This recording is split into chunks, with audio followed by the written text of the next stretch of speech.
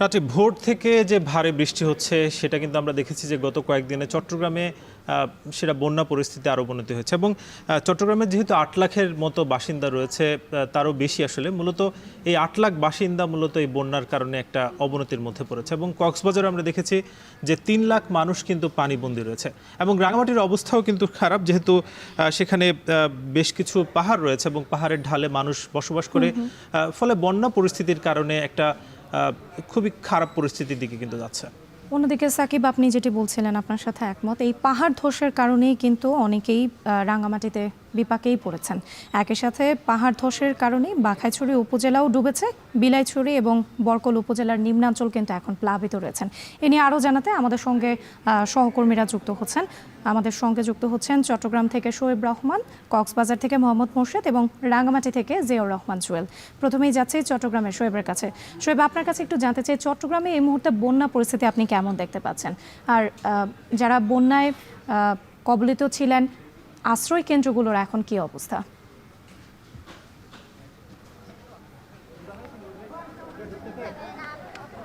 রাত্রি আজ ভোর থেকে টানা বর্ষণে চট্টগ্রামের কোনো কোনো এলাকায় বন্যা পরিস্থিতির অবনতি হয়েছে এবং কোনো কোনো জায়গাতেই কিন্তু বন্যা পরিস্থিতি অপরিবর্তিত রয়েছে এবং আমরা দেখতে পেয়েছি যে বিভিন্ন জায়গাতে বন্যা পরিস্থিতি পরিদর্শনে এনসিপির আহ্বায়ক নাহিদ ইসলাম এবং দক্ষিণাঞ্চলের মুখ্য সংগঠক হাসনাত আবদুল্লাহ তারা এই বন্যা পরিস্থিতি পরিদর্শনে চট্টগ্রামে এসেছেন এবং এই মুহূর্তে তারা আনোয়ারাতে রয়েছেন। আনোয়ারার গহিরা, রায়পুরা, দোভাষী বাজারে যারা বন্যা কবলিত মানুষ রয়েছেন তাদের মাঝে ত্রাণ বিতরণের কার্যক্রম করছেন এবং আজকে তারা পুরো চট্টগ্রাম অঞ্চল জুড়ে বিশেষ করে যে সকল এলাকায় বন্যায় বেশি ক্ষতিগ্রস্ত হয়েছে সেই সকল এলাকাগুলো তারা পরিদর্শন করবেন এবং সেখানে বন্যার্তদের মাঝে ত্রাণ সহায়তা বিতরণ করবেন।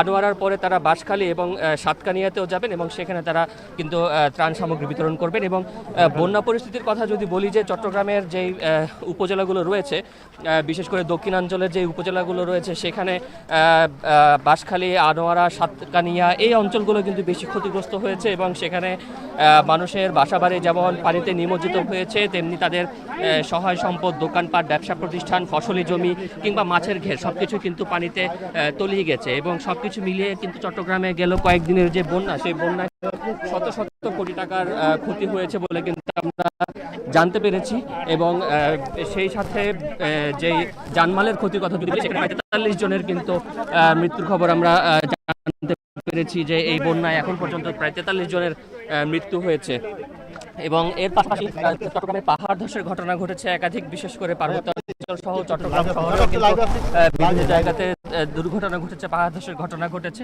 এবং সবকিছু মিলিয়ে বলতে পারি যে এই যে চট্টগ্রাম বন্যা পরিস্থিতি সেটি কিন্তু ভয়াবহ আকার ধারণ করেছে এবং সেই বন্যায় দুর্গতদের মাঝে ত্রাণ সহায়তা পৌঁছানো এই মুহূর্তে সবচেয়ে বড় চ্যালেঞ্জ। বিশেষ করে দুর্গম যে এলাকাগুলো রয়েছে সেই এলাকাগুলোতে কিন্তু ত্রাণ সহায়তা পৌঁছানোটা অনেকটা দুঃসাধ্য হয়ে দাঁড়িয়েছে কিংবা সেখানে কিন্তু অনেকেই ত্রাণ সহায়তা নিয়ে যাচ্ছেন না।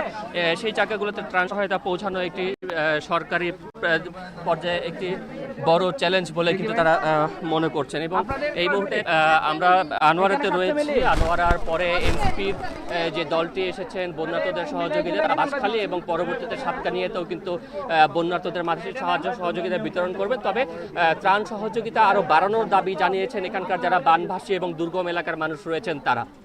রাত্রি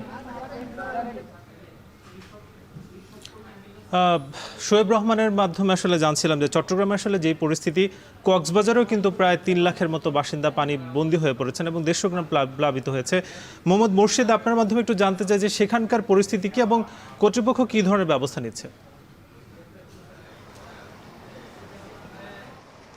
ধীরে ধীরে বন্যার পানি কমতে শুরু করলেও মানুষের দুর্ভোগ কিন্তু কমছে না। বিশেষ করে বন্যা কবলিত এলাকার যে মানুষগুলো রয়েছে, কক্সবাজারের 10টি উপজেলার অন্তত 35টি ইউনিয়নের যে প্লাবিত গ্রামগুলো রয়েছে সেখানকার প্রায় আমরা খবর নিয়ে জানতে পেরেছি 3 লাখেরও বেশি মানুষ পানিবন্দী। সেখানকার মানুষের দুর্ভোগ একেবারেই কমছে না এবং টানা 1 সপ্তাহ ধরে সেখানকার মানুষ একেবারে দুর্বিষহ পরিস্থিতি বিরাজ করছে। আমরা যে বিষয়টি জানতে পেরেছি, কক্সবাজারে যেহেতু গতকালও বৃষ্টি কিছুটা কমেছে এবং সারাদিন বৃষ্টি ছিল না, তবে আজকে সকাল থেকে আমরা লক্ষ্য করতে পেরেছি বৃষ্টি আবারও শুরু হয়েছে এবং কিছুক্ষণ আগে বৃষ্টি থেমেছে।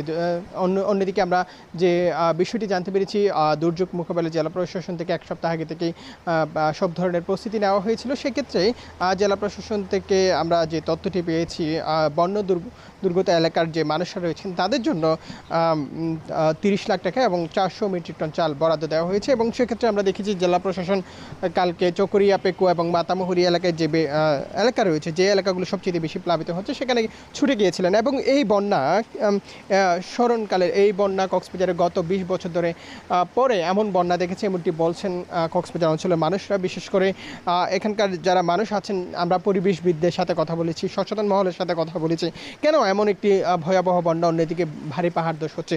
সব মিলিয়ে যে বিষয়টি জানতে পেরেছি, নদী দখল, পরিবেশ দূষণ এবং নির্বিচারে পাহাড় কাটা, প্রশাসনের নাগের ডগায় এমন পাহাড় কাটার কারণেই হচ্ছে এমন পরিস্থিতি। অন্যদিকে যে পাহাড়ি ঢল রয়েছে, উজান থেকে পানি নেমে আসার কারণে এমন ভয়াবহ বন্যা পরিস্থিতির সৃষ্টি হয়েছে।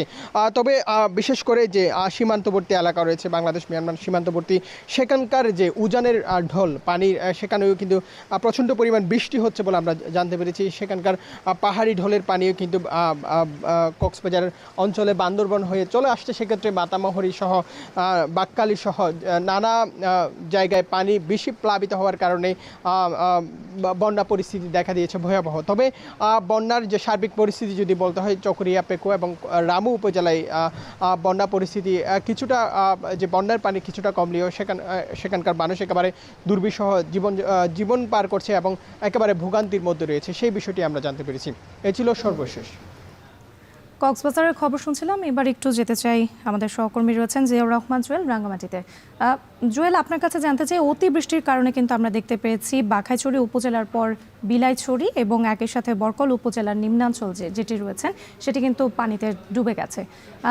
এখন আসলে তাদের কি অবস্থা? বন্যা কবলিত মানুষকে কি সহায়তার জন্য প্রশাসনের কাছ থেকে কোনো সহায়তা মিলেছে কিনা, এবং একই সাথে জানতে চাই নতুন করে কোনো পাহাড় ধসের ঘটনা ঘটেছে কিনা।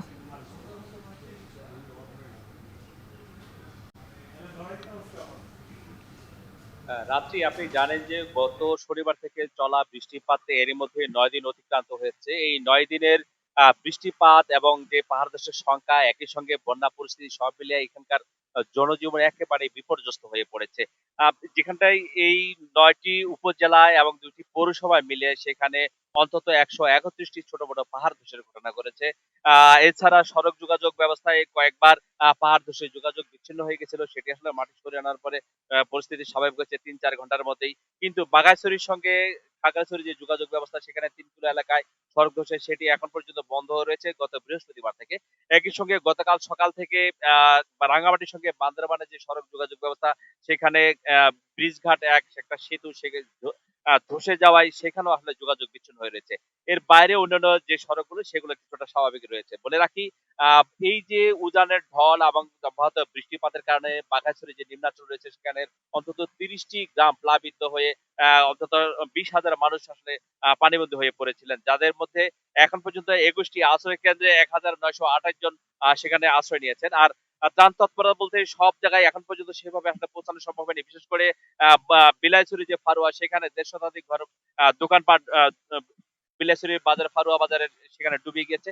সেখানেও আসলে ত্রাণ তৎপরতা সেভাবে পৌঁছায়নি বলে সেখানকার মানুষজন জানিয়েছেন। তবে সেনাবাহিনী এবং বিএনপির যে স্থানীয় এমপি রয়েছেন দীপেন দাওয়ান, তিনি আসলে এখানকার মানুষজনকে ত্রাণ তৎপরতা অব্যাহত রেখেছেন। রাঙ্গামাটি থেকে এই ছিল আমার কাছে সবশেষ। যাচ্ছি। চট্টগ্রাম, রাঙ্গামাটি এবং কক্সবাজার থেকে যুক্ত ছিলেন সহকর্মীরা, জানাচ্ছিলেন বন্যা কবলিত মানুষের খবর।